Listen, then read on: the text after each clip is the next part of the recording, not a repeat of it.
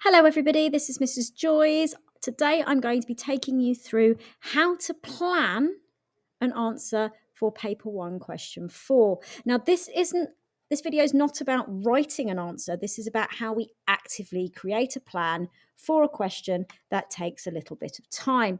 So question 4 obviously is the 20-mark question. You've got approximately 25 minutes in which to write your answer. And in an ideal world, what you want to be doing is spending about 5 minutes planning it and then spending 20 minutes writing. So in order to get this started, we need to make sure that we are looking at the question first. It's really important that we look at the question before we start planning anything. So focus this part of your answer on the second part of the source from lines 31 till the end. Now, I have got the second half of the Sound of Thunder extract, which was from a November paper in, I believe, 2018. And conveniently, it all happens to be on one page, which is why I've picked this one. You have a copy of this paper in your pack from your teacher.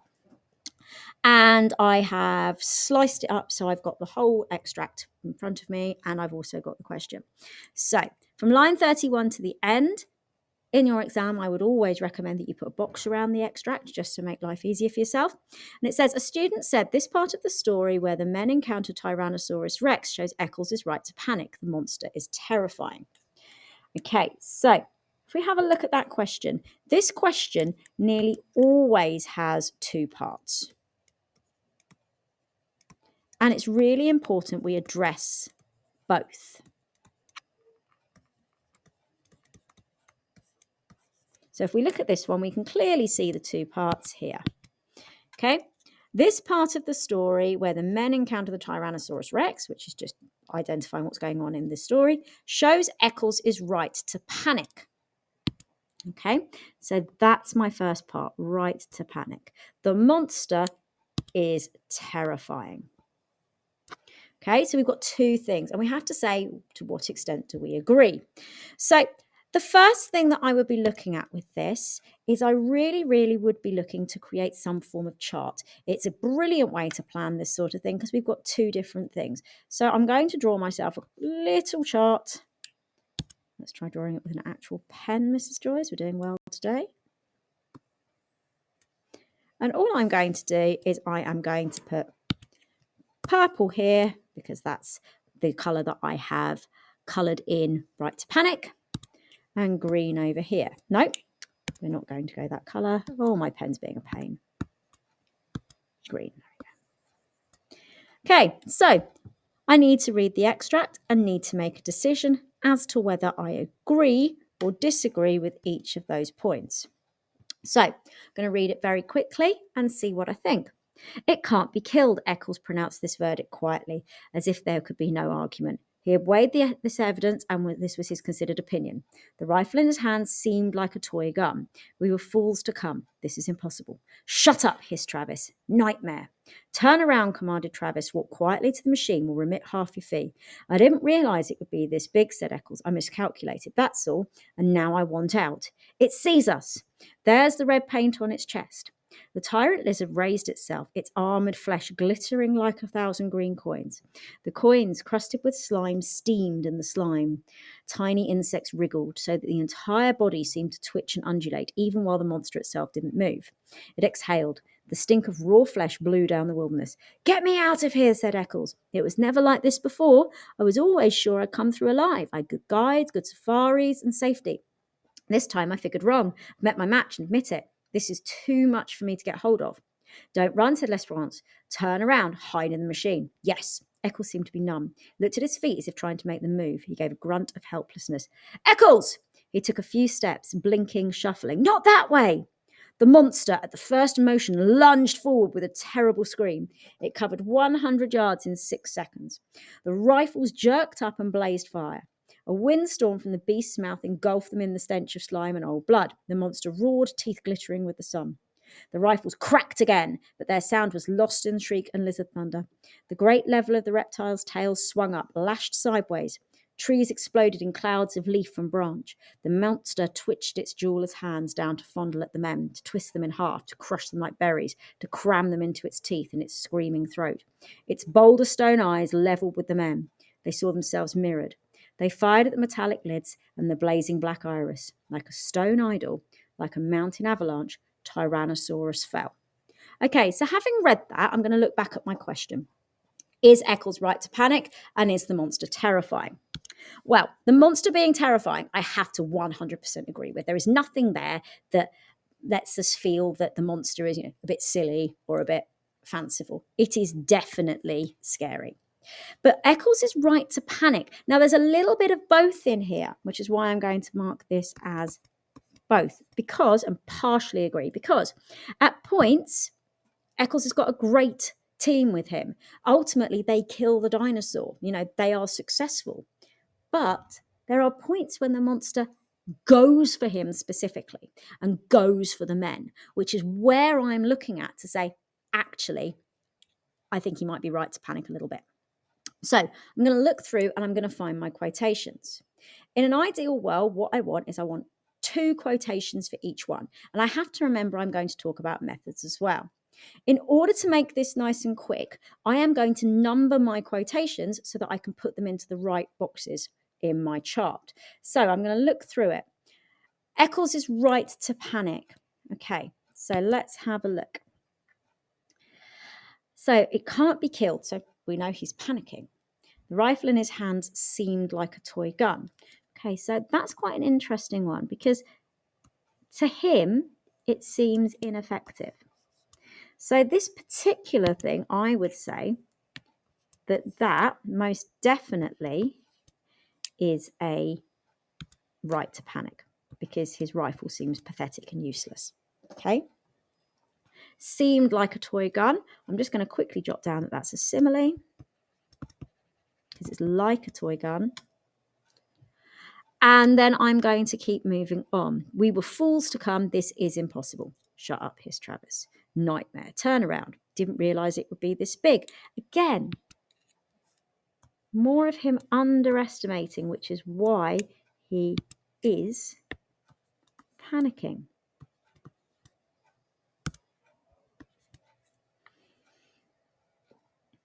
And with that bit there, I think I'd be talking about, in terms of a method, I'm going to be talking about the fact that it's reported speech and he's talking to himself.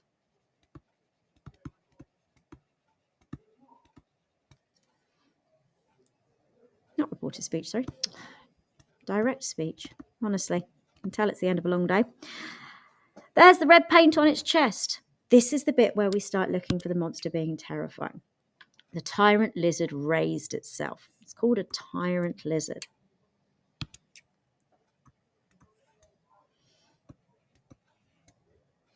Okay, capitalized.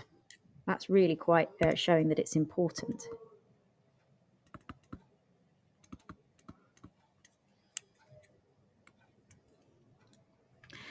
The coins crusted with slime steamed. In the slime, tiny insects. Even when the monster did not move, the stink of raw flesh blew down the wilderness. Well, that definitely makes it seem scary, doesn't it? Because it's been eating something and that automatically makes us feel, ugh, yuck. So with that one, I'm going to be looking at graphic imagery.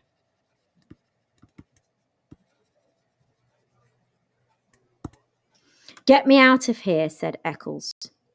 It was never like this before. Was always sure I'd come home alive. I had good guides, good safaris, and safety. This time I figured wrong. Now, this is where I'm looking at where I disagree, because he says I had good guides, good safaris, and safety. And then we look at the way that L'Esperance and Travis talk to him. Turn around, commanded Travis. Turn around, hide in the machine. So these, I would say that all of this here is showing us that Eccles doesn't have a right to panic because he's got good guides. And the description there is really valid. And if we carry on, we can see more examples of where the monster is considered to be, Eccles shouldn't be panicking because they're in control. Look at this. The rifles jerked up and blazed. The monster roared, teeth glittering in the sun. More of that fear. I'm not writing these in my box at this point because, to be quite frank, it's more of the same imagery as to how scary it is. I can just use these quotations to back up my other points. Then we've got the repetition of the rifles cracking again. Lost in shriek. So at this point, we can really clearly see that the men are in control. And there's the 3 o'clock bell.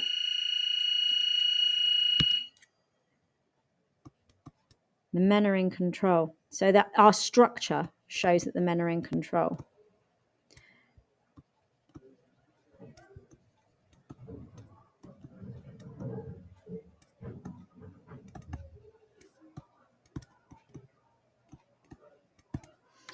Trees exploded into clouds of leaf and branch. The monster twitched its jeweler's hands. I love this bit here because this really shows that it's actually quite delicate. It's not as scary as you think. Jeweler's hands aren't scary. They're tiny. They are insignificant. Okay, so that metaphor there really shows that it's actually quite delicate. He's not right to panic at all. Could even argue that that links up into here. Because, you could possibly say that it doesn't show that it's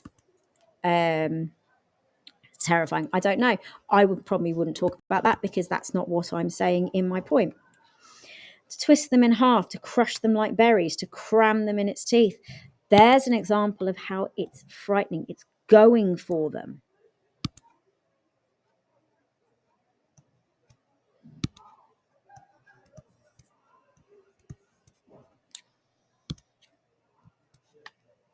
Yeah, and that so those the imagery there, because it's a combination of both metaphor and similes. Imagery is a good word to use there.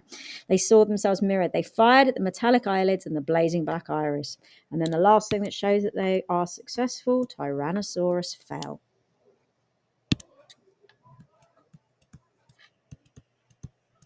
The ultimate ending. It's not scary. They killed it. Now, we've got a lot there. We don't need to talk about all of those things. But as I've gone through and I've planned it, I know which ones I'm going to pick out. I'm probably going to leave out the bit about direct speech. And I'm probably even going to leave out the first point about when he's talking about the toy gun. Because actually, I think it's more useful to look at the guides. I think that's really where this is going to come out, that he's not that he doesn't need to panic. I'd also say that imagery there also links up into this one, showing that it is scary because it's trying to crush them and eat them. The main thing to realize with this, though, is that planning is your savior, because if you don't plan, then you're going to run out of time or you're going to miss things. Right now, I can look through this and I can cancel off everything I don't want to do. That's not taken me that long at all. And most of what I was doing there was actually explaining to you. If I was just writing that down, that would have taken me easily less than 5 minutes. Okay. And that planning is really, really important, especially when you are training yourself to work fast at this question. Okay. I hope that is useful to you. Please feel free to give me a shout in class if you need any more help. Thank you very much.